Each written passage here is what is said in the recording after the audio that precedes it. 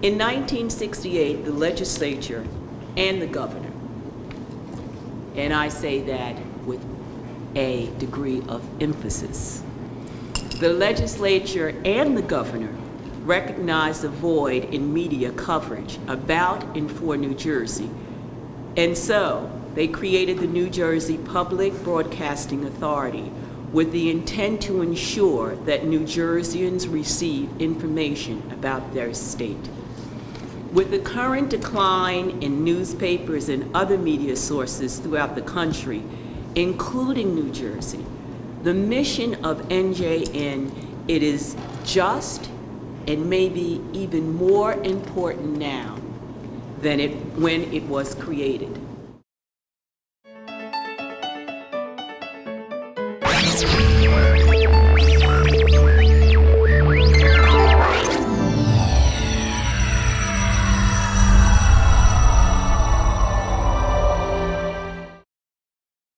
NJN has served the public interest as envisioned by its enabling legislation, by informing, educating, and entertaining the people of New Jersey in a media market which otherwise fractures New Jersey between media outlets in New York and Philadelphia.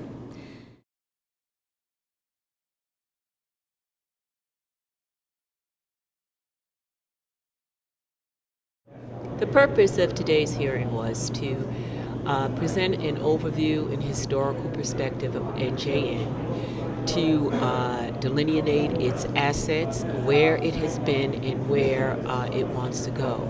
NJN serves a vital purpose to broadcast the news, to focus on the New Jersey-centric programming. We have to determine, can it be done better? Can it be done leaner?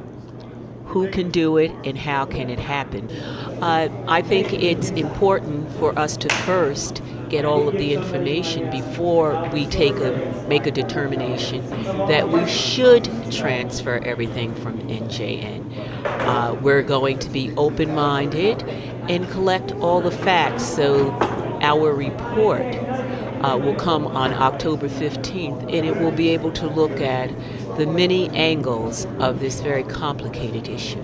So as we move forward, we could see that the devil is in the details, and this is not necessarily as easy as it appears on the surface.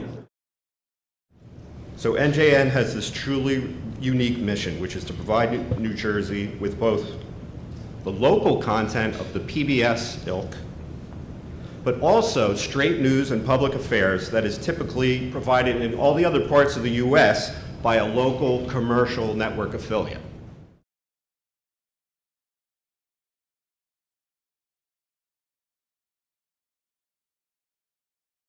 I thought today's hearing was very productive and informative, and you really got to hear a lot about the workforce, the constraints they've been operating under, and even with those constraints, how creative and successful they have been for the state of New Jersey. So I think it was very encouraging, and we have to look in our forward movement to how to preserve that kind of momentum.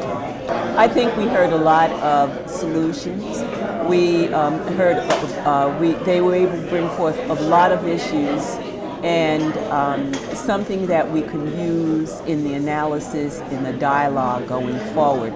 So I thought that it was really very informative and will inform our final decisions. At the next hearing, we will talk about asset valuation, programming, and things on that level, and that will be in Montclair, and that will be the wrap-up. And if there are any other issues that have not been brought forward that people want to talk about, so it will be at 6 o'clock in the evening, and that's to allow the general public and people who are working to come to voice their opinion about what should be done for the assets that's held in the benefit of the state. I came to New Jersey in 1978 to be a journalist, to run New Jersey Monthly Magazine. I watched that newscast every night, That's how I learned about New Jersey. That was a great window into New Jersey, and it still is. It's a window into the issues of the state, the character of the state, the trends in the state, the quirks of the state, the things we all love about the state.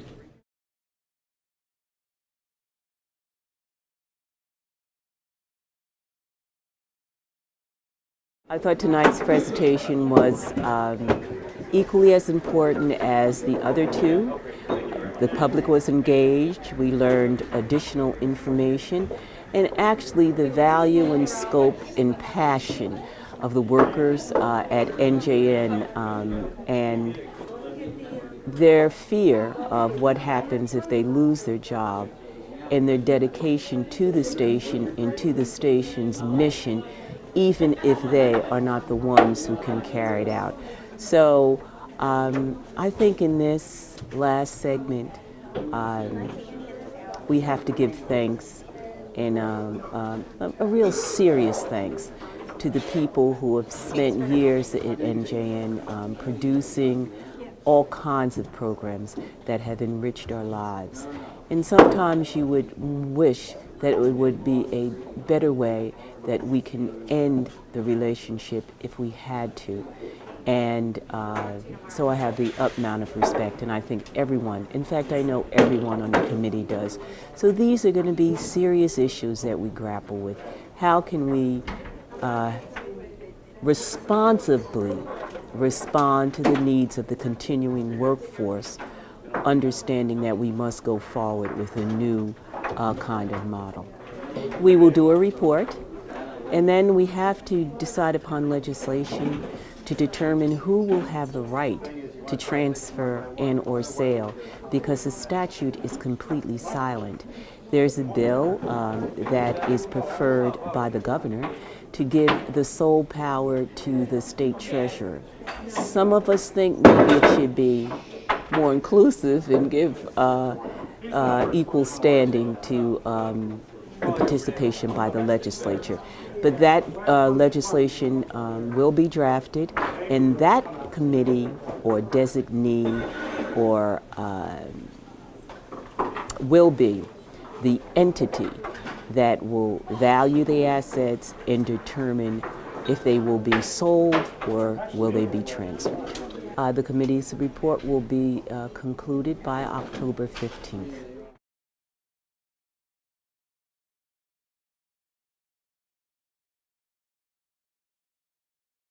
There are very sensitive and complex issues here.